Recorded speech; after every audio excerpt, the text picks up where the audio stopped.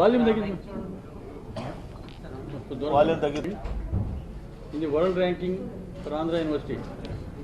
అదే కాకుండా మినిస్టర్ గారు లీడర్షిప్లో నేను another professor from JNT Kakinada, principal secretary higher education, commissioner of technical education, APSCHE chairman, APSCHE vice chairman అందరూ వారితో వెళ్ళటం సింగపూరు, అక్కడ డిఫరెంట్ యూనివర్సిటీ తోటి ఇంటరాక్షన్ చేయటం.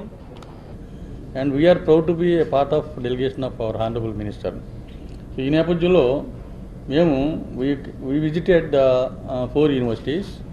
The National University of Singapore, one of the high-ranked universities, not only in Asia and also in the world. రెండోది Singapore management university, అది కూడా one of the top leading universities in management. Nanyang Technical University, that is also one lead university. And also SIM, it's Singapore Institute of Management. There is another institute which is privately managed. అక్కడ ఒక separate uniqueness ఏంటంటే సిమ్లో there are lot of thousands of students and regular faculty is only 10%, 90% are part time and guest faculty. They come and teach and go. But in spite of all that they are able to maintain very respectable ranking in the world. అది national university of సింగపూర్లో it is a 400-acre university.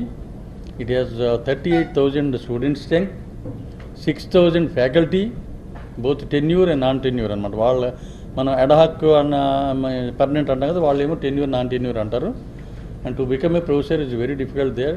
They have to have lot of experience, lot of publication, lot of research, lot of consultancy. This is mandatory.